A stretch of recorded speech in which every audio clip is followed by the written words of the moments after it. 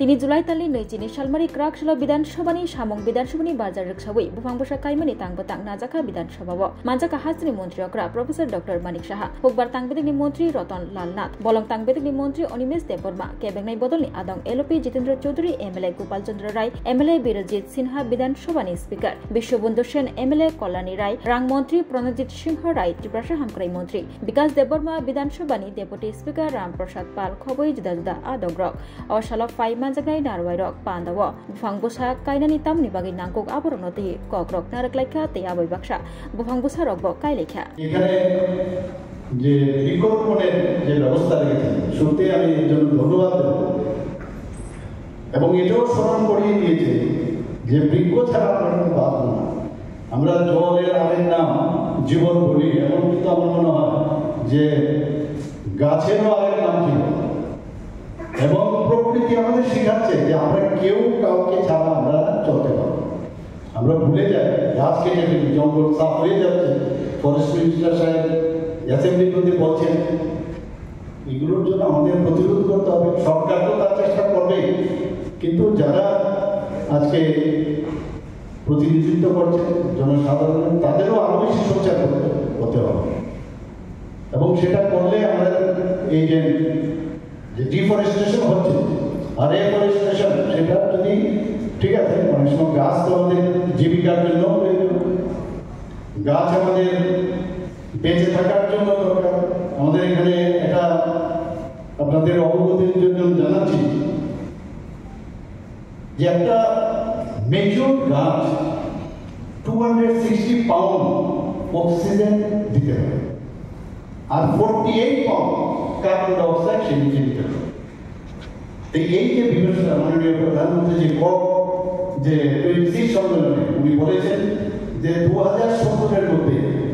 যে carbon neutral country হিসাবে ভারতকে আমাদের ঘোষণা করতে হবে এটা যদি আমরা সবাই মিলে আমরা চেষ্টা করি তবেই সম্ভব হবে এবং এই একটা দিনে এই যে গাছ রোপণের একটা ব্যবস্থা করেছে আমি আবার মাননীয় স্পিকার মহোদয় এবং ওনার ফুল টিমকে দুটি স্পিকার মহোদয়কে ধন্যবাদ দেব এই ধরনের একটা আয়োজন করেছে এবং গাছ লাগাতে গিয়ে আগে চিন্তা করতে হবে যে আমি যে গাছটা লাগাচ্ছি এবং মাননীয় প্রধানমন্ত্রী সুন্দর একটা আজকাল দিয়ে দিয়েছে একটা স্লোগান দিয়েছে যে বারবার উনি বলছেন যে মান নামে আমাদের একটা গাছ আমরা লাগাবো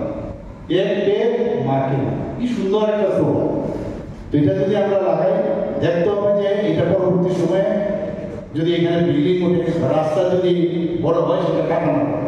কাজে লাগানোর আগেও চিন্তা করতে হবে যে প্রপার প্লেসমেন্ট দেওয়া এখানে লাগাচ্ছি এটা আমার অভিজ্ঞতা এবং আমার মানে চিন্তাধারার যে প্রকাশ সেটা আপনাদের সামনে রাখলাম এবং শুধু লাগানো না আমরা কিন্তু এখন আর দেখি না আমি নিজে বলতে পারবো না আমি কোথায় লাগিয়েছিলাম এটা ফলো আপের জন্য দরকার যে আমি কোন জায়গায় কত বড় হবো সেটাকে পরিচর্যা করা এবং এই প্রকৃতিও আমাদের শিখিয়েছে যে গাছ আমাদের অক্সিজেন দেয় আর আমরা তার পরিবর্তে কার্বন ডাইঅক্সাইড দেয় এই যে সিম্বায়োসিস প্রসেস একে অপরের ছাড়া চলবে না সেটা কিন্তু অ্যাসেম্বলির মধ্যে অপোজিশনে থাকতে হবে আবার ট্রেজারি বেঞ্চও থাকতে হবে এর থেকেও কিন্তু আমাদের শিক্ষা নেওয়া দরকার প্রকৃতি আমাদের অনেক কিছু শেখায় আজকের এই বৃক্ষরোপণ যেটা গণ আন্দোলন রূপে পরিণত হোক আপনারা এর মধ্যে নিশ্চয়ই আপনারা জানেন যে আমাদের ফরেস্ট ডিপার্টমেন্ট 2022 সালের 8 জুন 5 মিনিটে বৃক্ষরোপণ শুরু করে সেখানে প্রায় 1,02,000 উপরে চারা গাছ লাগিয়েছে এবং 2023 সেই যে 11টা থেকে 11টা 5 2,07,000 চারা উপরে চারা গাছ লাগিয়েছে আর গত 5 জুন আমি নিজেও ছিলাম সেখানে প্রজেক্ট অফিসে আমরা 5 মিনিটে 5 লক্ষ বৃক্ষ আমরা রোপণ করেছি এবং সেগুলো নিয়ে আমি দিল্লিতে যখন এই ধরনের আলোচনা হয় যে ফরেস্টেশন নিয়ে বা ফরেস্ট বা গাছ রোপণ নিয়ে আমি এই কথাগুলো যখন রাখি কোনো অংশে ভারতবর্ষের অন্যান্য যে মেইন ল্যান্ডগুলো আছে তাদের থেকে ত্রিপুরা কিন্তু কোনো অংশে কম নয় আমাদের ছোট জায়গা আমাদের প্রায় যে ফরেস্ট ল্যান্ড আছে প্রায় আমাদের ফরেস্ট ল্যান্ড ত্রিপুরাতে এখানে প্রায় 7,722 বর্গ কিলোমিটার যা রাজ্যের ভৌগোলিক জায়গা 80% হবে। কাজে এটাকে বাঁচিয়ে রাখতে হবে। না বাঁচালে আমাদের যে আদার ল্যান্ড আছে, আমাদের কিন্তু ল্যান্ড খুব কম, এবং দেশের যে বনাঞ্চল সারা ভারতবর্ষে সেখানে 1.08% আমাদের ত্রিপুরারও কিন্তু অবদান রয়েছে। অর্থাৎ প্রকৃতিকে রক্ষা করার জন্য যে আমাদের গাছ যে কাজটা করছে 1.08% সেই হেল্পটা করছে। আমি আজকে এই বৃক্ষরোপণের পাশাপাশি এবং এই সুন্দর দিনের এই আয়োজন উপলক্ষে আমি আবার মাননীয় স্পিকার মহোদয় এবং মাননীয় ডেপুটি স্পিকার মহোদয় এবং আমাদের বিরোধী দল নেতা এবং আমাদের পরিষদীয় নেতা বিরোজিৎ বাবু এবং এখানে আমাদের কল্যাণী এখানে আছেন মুখ্য সচেতন এবং মাননীয় মিনিস্টার এবং সমস্ত বিভিন্ন দলের যারা বিধায়ক আছেন, সমস্ত স্টাফ এবং অন্যান্য যারা এখানে আছেন, এখানে যারা আমাদের মিডিয়া বন্ধুরা আছেন, সবাইকে আমি হার্দিক অভিনন্দন শুভেচ্ছা জানিয়ে আমার কথা বলা শেষ করছি। নমস্কার, জয় হিন্দ। প্রথমেই আমার ব্যক্তিগত তরফ থেকে এবং এই বিধানসভার বিরোধী দলের পক্ষ থেকে মাননীয় স্পিকার এবং মাননীয় মুখ্যমন্ত্রীকে ধন্যবাদ জানাব। খুব সংক্ষিপ্ত সময়ে হলেও আজকের দিনটিকে মনে রেখে এই কর্মসূচিটি সংগঠিত করার জন্য তারা উদ্যোগ নিয়েছে। 1963 ইংরেজিতে আমাদের ত্রিপুরা বিধানসভার যাত্রা শুরু হয়। তার মানে আজ থেকে 62 বছর। তখন ত্রিপুরা পূর্ণ রাজ্য বা আজকের যে বিধানসভা তার সংসদীয় এখতিয়ার যা আছে সেরকম ছিল না, কিন্তু তারপর আমাদের ভারতীয় সংবিধানের পথ ধরে আমাদের জনগণের হিতে এরকম লেজিসলেটিভ কাজে অংশগ্রহণ করার জন্য সে বিধানসভা ত্রিপুরা যাত্রা শুরু করে। তার 9 বছর বাদে 1972 অর্থাৎ 53 বছর আগে ত্রিপুরা পূর্ণরাজ্য হিসাবে ঘোষিত হয় এবং আজকের বিধানসভা তার এখতিয়ার তা অর্জন করে। সেদিক থেকে ত্রিপুরা বিধানসভা এটা যে পূর্ণরাজ্য হিসাবে আমরা ইতিমধ্যেই যে গোল্ডেন জুবিলি 50 বছর উত্তীর্ণ করেছি এবং বিধানসভা হিসাবেও 60 বছর বেশি সেখানে হয়েছে। তো এরকম যে কোনো ক্ষেত্রেতে এটা কোন শিক্ষা প্রতিষ্ঠান হোক বা অন্য যে কোনো, এখন একটা নতুন রেওয়াজ, একটা অ্যানিভার্সারি করা, বর্ষপূর্তি হওয়া। এই যে বর্ষপূর্তি হওয়াটা নিছক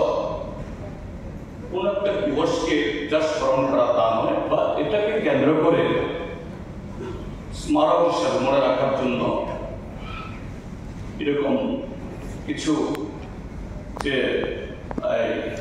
বৃক্ষরোপণ বা অন্য কর্মসূচি ইত্যাদি বিভিন্নভাবে হয়ে থাকে। এরকম ভাবে নিশ্চয়ই যে এই জাতীয় বর্ষপূর্তি অনুষ্ঠান শুধুমাত্র এরকম একটা আনুষ্ঠানিকতার জন্য, তার একটা উদ্দেশ্য থাকবে শুরু পেশা। যেহেতু এটা বিধানসভা, স্বাভাবিক তার আহ্বান, তার উদ্দেশ্য সংক্ষিপ্ত সময়ের মধ্যে এই আয়োজনটা হলেও মাননীয় স্পিকার মহোদয় এবং মাননীয় মুখ্যমন্ত্রী মহোদয়, পরিষদের নেতা মাননীয় মুখ্য সচিব মহোদয় নিশ্চয়ই এটাকে আরো বৃহত্তরভাবে ভেবেছিল সম্পর্কে আমার কোনো সন্দেহ নেই। বিধানসভা মানে সে রাজ্যের বা সে প্রদেশে তার আশা আকাঙ্ক্ষার একটা কেন্দ্রবিন্দু, যে আমাদের দেশের এই সংবিধানের পথ পেয়ে কিভাবে সর্বোত্তম বা সর্বোৎকৃষ্ট উপায়ে আমরা দেশ সেবা করব, রাজ্যের সেবা করব, জনসেবা করব। এবং সেই জায়গায় আমাদের বহুদলীয় গণতন্ত্রে সেখানে বিভিন্ন দল আছে। এই মুহূর্তে কদিন আগে আমাদের দেশের মাননীয় প্রধানমন্ত্রী বক্তব্য শুনছিলাম, তিনি একটা জায়গায় বক্তৃতা করছিলেন। আমাদের দেশে প্রায় 100-200-এর উপরে রাজনৈতিক দল আছে, তাদের বিভিন্ন আইনসভাতে প্রতিনিধিত্ব আছে। আর পঞ্চায়েত থেকে শুরু করে লোকসভা, যে পৃথিবীর অন্য কোনো দেশে এত সংখ্যক লোক যে নির্বাচিত হয়ে বিভিন্ন সংস্থার প্রতিনিধিত্ব করেন, এটা কোথাও নেই। এটা শুধু জনসংখ্যার সুবাদই যে এত পদ, এত নির্বাচনী সংস্থা তা নয়, যে আমাদের সংবিধানে যে আমাদের গণতান্ত্রিক ব্যবস্থা বা স্বাধীনতার আগে আমাদের পূর্বপুরুষদের দীর্ঘ লড়াই সংগ্রামের আকাঙ্ক্ষাকে বাস্তব রূপায়িত করার জন্যই সংবিধান রচিত একটি ব্যবস্থা করেছেন। কিছু কিছু বক্তব্য রেখেছে আমাদের বিরুদ্ধে, এগুলো কিন্তু গুরুত্ব দিতে হবে। এবং আমরা দেখেন এখানে আমরা সবাই আছি, আমাদের বিধানসভা বাজারের সঙ্গে খুব কথা ঝগড়া করি, উত্তেজনা জায়গায় চলে যায়। ডাইরেক্ট বিধানসভা বাজারের বিরোধিতা করে লাস্ট যখন ভোট হয় তখন কিন্তু না বলে না,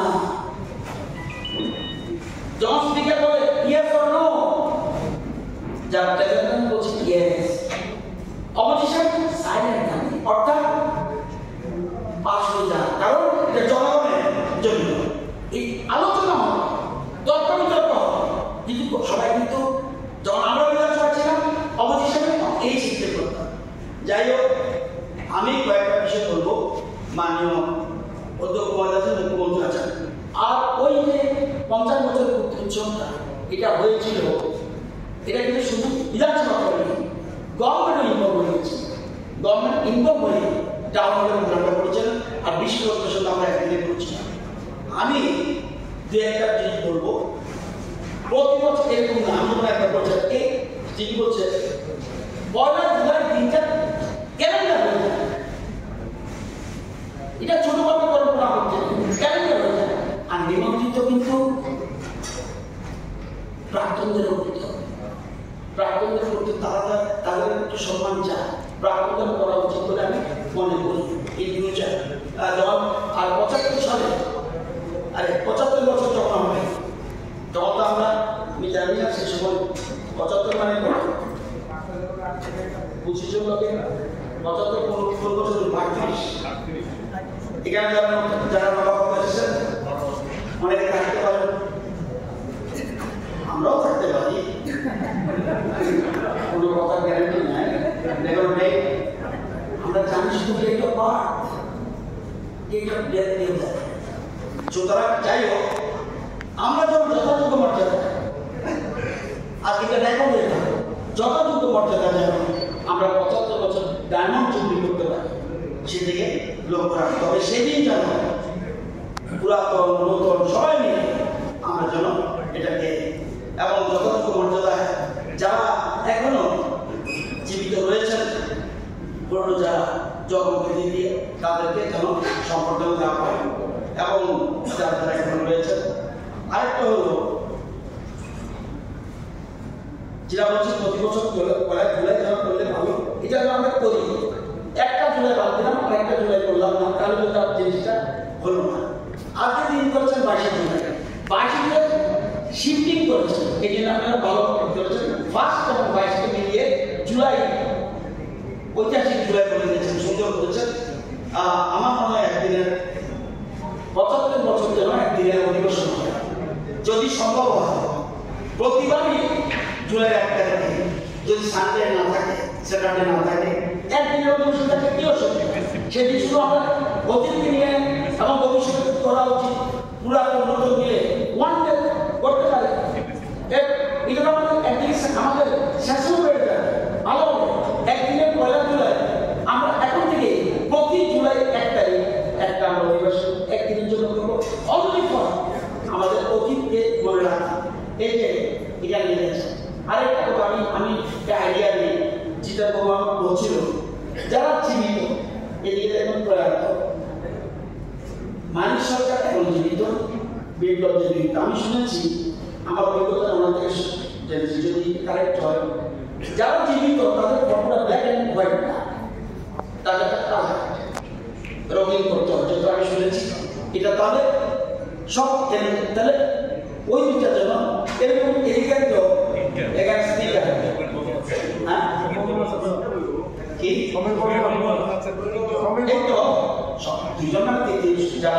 যারা বলতে গিয়ে যারা জীবিত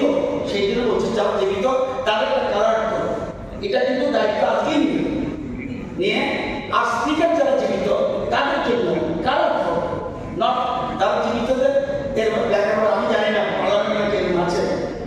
শুনুন সবের থেকে শিক্ষার দরকার আছে যেহেতু বলেছে আমার মনে হয় ওয়েরি করে এটা করলে বোধ ভালো হবে এটা একটা করুন আর আরেকটা জিনিস হলো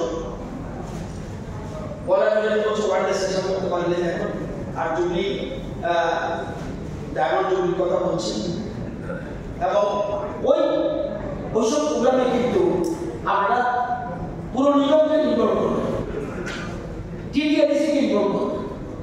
তারা ইতিহাস অনেক নতুন আছে ইতিহাস জানে না রাখলে পাবো না তাদের জানতে হবে অতীতটাকে এই ত্রিপুরাকে এই বিল্ডিং ক্যান্ডেলে চলে এসছে তাদের দিদিকা ফর্ম এটা যে সুতরাং এই জিনিসটা দেখবেন যে এবং যেটা বলছি এই কতগুলো জিনিস করা যায় কিনা আমার সাজেশন এগুলি আপনি করা যায় কিনা দেখবেন এবং যারা এই আয়োজন করেছেন অল্প অল্প কত 2-1 দিনের মধ্যে বোধ হয় এবং চিফ এসব ব্যাপারে খুব সিরিয়াস দেখলাম যেন না আসতে হবে যদিও দিতে পারে নাই কিন্তু ফোনে যত উৎসব হয়েছে আরো ভালো করে আগে থেকে যদি ক্যালেন্ডার থাকে দেখবেন অ্যাসেম্বলি সেশনের মতো সব বুঝে ফেলবেন এই দিন আসতে হবে এরকম করা যায় কিনা দেখবেন আর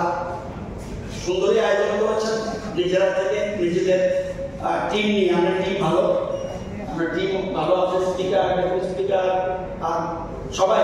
এই যে চিন্তাভাবনা করেছেন সব দলের জনপ্রতিনিধি একজনকে মিনিমাম স্টেজে উঠানো এই যে সুন্দর একটা আয়োজন করেছেন সেজন্য আপনাকে এবং আপনার টিম সচিব সবাইকে অনেক অনেক ধন্যবাদ সবাইকে মিডিয়া বন্ধুদের আমি আন্তরিক শুভেচ্ছা ও অভিনন্দন জানাচ্ছি 22শে জুলাই আমার জানা মতো ভেরি ইম্পর্টেন্ট ডে আজকে এই দিনটাতে আমাদের দেশের যে ট্রাইকালার জাতীয় পতাকা আজকের এই দিনে আমরা স্বীকৃতি দিই এবং গ্রহণ করি যে this will be our national flag এবং ম্যাথমেটিশিয়ান অঙ্কের দুনিয়ায় পাই থিওরি এই যে পাই 22/7 এই বিষয়ে যে পৃথিবীর বিশাল একটা গবেষণা পাই থিওরিতে আজকের এই 22শে জুলাই কিন্তু সারা বিশ্ব স্বীকৃতি দিয়েছে আর একটা বিশেষ দিন হলো ন্যাশনাল ম্যাঙ্গো ডে